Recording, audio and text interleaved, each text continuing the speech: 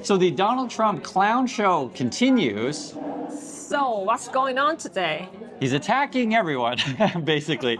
And the best way to think about it, guys, it's like Pinky in the Brain meets Dr. Evil. What is Pinky in the Brain? Yeah, so that's like a cartoon character. They're like rats, basically. And every time they do their show, they're like, we're going to try to take over the world. that's basically what Donald Trump's up to. You have to see this stuff for yourself. He's attacking Harvard. Have a watch. Why would you not want the best and brightest from around the world to come, I do. to come to Harvard? I do, but a lot of the people need remedial math. Did you see that? Where the students can't add 2 and 2, and they go to Harvard. They want remedial math, and they're going to teach remedial math at Harvard. No, wait a minute. So why would they get in? How can somebody that can't add or has very basic skills, how do they get into Harvard? Why are they there? And So Trump's like saying people at Harvard can't do 2 plus 2. What does that mean even? Honestly, a lot of times when Trump or Musk does the same thing, the things they say, it's more of a confession. Like they're basically confessing that they can't do 2 plus 2. Or he can't even say the word math. He's like, yeah, you know, they're doing remedial math. Like he's like, I thought math has some sort of meaning because I'm not American, so Right, there's right. many words that I don't know. So I thought math is some sort of, has a meaning, but you say it's nothing. yeah, so that's why it's funny is because, one, you're making fun of Harvard, which is, you just look dumb, just to be honest. Two, right, you're saying, you know, trying to make fun of someone that they can't do 2 plus 2, and then you're saying the word math wrong. It just comes across really stupid. But that's what Donald Trump is. It's crazy that anyone, you know, listens to him and take him seriously. It's a joke, right? On top of that, you got this, the latest announcement was they're going to do 25% tariffs. No, 50%. Yeah, I get confused. 50% tariffs on Europe, which is absolutely insane. I'm sure that it's gonna go down, and we're gonna have a big, great, beautiful meeting, and we agree to do the 30%, 20%. They're gonna, I'm sure, you'll see they're gonna have great big meeting, beautiful meeting. Now, something that just was breaking headlines just like a couple of minutes ago, the EU is now saying they're going to put more sanctions on Russia, actually, by cutting these SWIFT banks. Yeah. So I wonder, and this is more speculation, but I wonder if like Putin's on the phone to Trump with like, hey, we're getting attacked by, by the EU. Can you do something to break up NATO? I need that done pronto. You know, who knows? It's just the problem is with the Trump stuff, regardless of, what's going on behind the scenes, his actions, as we say, speak louder than words, right? So he'll say like, I'm going to be tough with Putin, and then he had like a 2.5-hour phone call with him, and then like nothing changed. Like I think, I don't know, 2.5 hours what they're talking. we'll never, those kind of stuff we may never know. Yeah. Because a lot of times they'll have translators, and the Congress will ask for the notes of the meetings, Yeah, sure. but they won't release the notes. So who knows? Always there's some sort of, decision that when they have a long phone call, we agree to do something, but Well, that's what I was saying is the 50% tariff theoretically could be related. Who knows, right? And then, like I said, the European banks, it looks like they're doing more sanctions, like they're cutting off the SWIFT from Russia. Also, it just came out, I guess we have an estimate on the April tariffs. The USA took in basically as a tax. I want to make this clear, it's a tax. It was like $16.5 billion, something of that nature, right? Trump has been promising people $2 billion a day. So that would be what, 32 billion, something of that nature, depending on. What's that? there's 2 billion. Oh, sorry, 2 billion a day. So that would be 60 billion, right? Yeah. So you're far short of where you'd be. It's gonna be a lot shorter. Well, okay. Future. So here's the thing: so a simple mind would think, okay, I need more tariff money, I want more tax money, therefore I raise taxes to the moon, right? So 300%, 150%, right? Because so in Trump's point of view, right? Yeah. But what's the problem if the tariffs are too high? Because products gonna be too expensive. Right. So, I like to for example, I like to, like fashion, I like to, buy clothes every season. Sure. If it's too expensive, no need. I don't need to buy, so I just cut the cut the expense. Right. So if you put tariffs at, well, let's say, for example, 10%, theoretically, you could get more money because people buy more product. If you put tariffs at 300%, no one buys anything, and then you're getting nothing. So Trump's basically screwing himself and the USA and the world, which you already knew that. But so there's that. What's that? He himself, it doesn't matter because he just create new coin thing. Just get more money from the coin, whatever, like meme coin, like Trump coin. So actually, people have been wondering this too. Is he like trying to destroy the dollar on purpose? So the dollar's down like I think 7%, and since Trump's been doing these attacks, basically weakening USA, weakening confidence in USA. And then we talked about this in the last video. He's proposing 25% on Apple. And you know who else? And Walmart? Samsung. What? Yeah, that was just announced. That was so he's like, man, I want to get my piece of the phone, because it's a grift. He wants to get a piece of that phone revenue.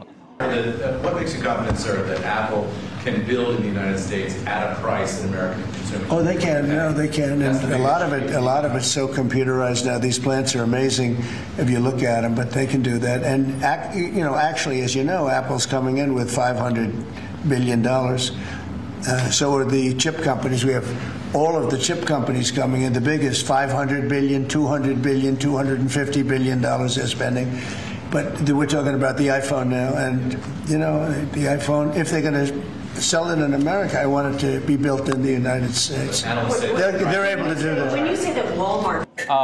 And so then Trump, as you guys know, he tweeted out basically, hey, Timmy Cook, Tim, you got to build iPhones in USA, right? It's just that's impossible. Well, so there's if you were fine to paying like 2,000, 3,000 phones, maybe possible, but I'm sure if you move the supply chain use, and this is many estimates, 2,000, it could be as high as 5,000, for a phone. There's no way you can come at the same cost today. The costs are going to go up, right? And one of the things I want you to think about is the iPhone is a relatively old product. Well, relatively old, we'll say. They've been doing this for a couple decades, so their supply chain's in place, right? Yeah. And the more you do something, you get more efficient. And so, you're all about pleasing Wall Street, so efficiency, better margins, you have things in place. If suddenly Trump's like, okay, we need to reorganize everything, bring those factories back, it's so much investment, and Trump's gone in a couple of years, and his mind is already gone, right? So sure, you need to reorganize his brain. Yeah, right. Here's the other issue: is that the iPhone may not necessarily be around forever. Yeah. So they have a new product every 10 years, something like that. Because the Apple's recently been pushing their headsets.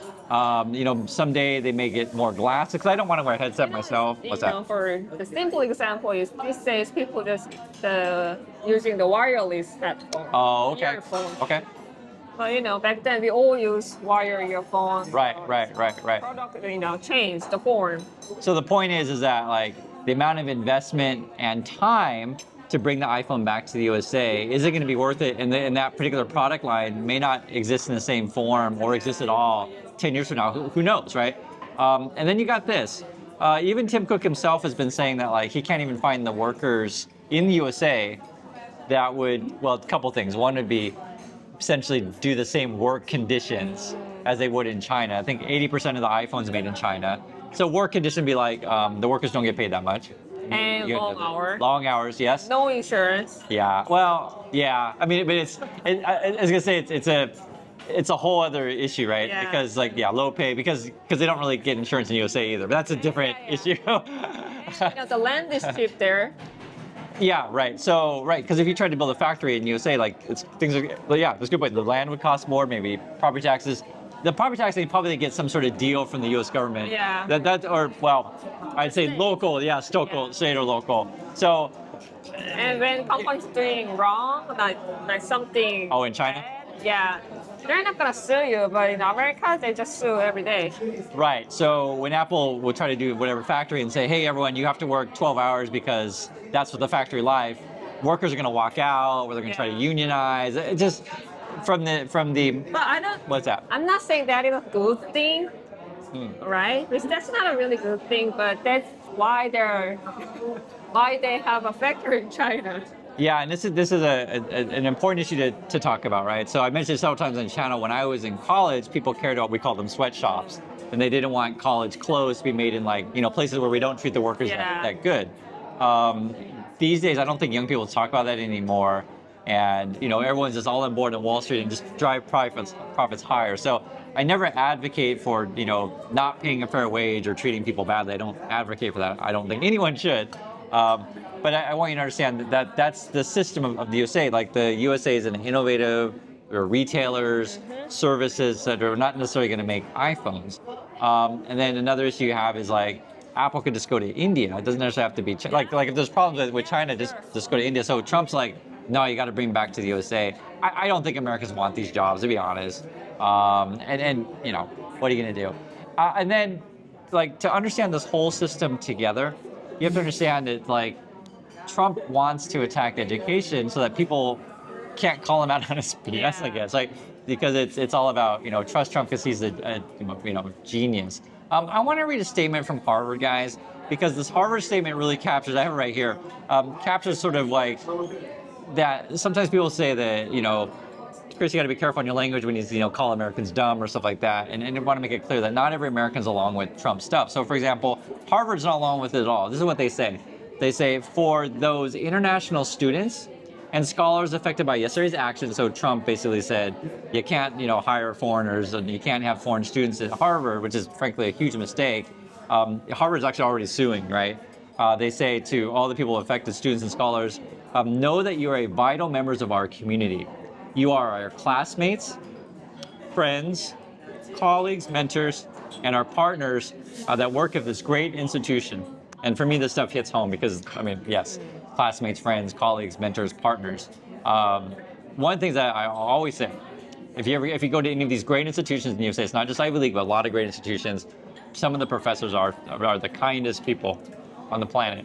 They open up their, as professor, no, I mean, he's kind of trying because you open up yourself to the whole world, the whole world. Before Chris found his family, the two professors were his biological parents. Yeah, basically at Brown, and you know, when you live that kind of job, it's you open up your whole world to like students from all over, and you're kind of like a second parent in a way. For some people, first parent, from kids from all over the world. And you know, it's like I said, it's not just Ivy League. It's like any of these international institutions that bring children from all. These are children, right? They're kids. They're children, and you know, they're far from their home, right? Yeah, and it's an environment that is so special and unique. And if you want to move humanity forward, that's how you do it. You bring people from all over the world together, right? And I'm always happy to have people in different parts of the watch our channel. Those kind of people work together, it makes energy, right? Absolutely. So, you know, I know that sometimes you can get down on the whole Trump stuff. I just think that it's going to burn itself out, that it's not sustainable. And when he says stupid stuff like, you know... It's already burning. Yeah, it is. So anyway, just wanted to share that with you guys. I do appreciate your time. And we'll catch y'all in the next video. So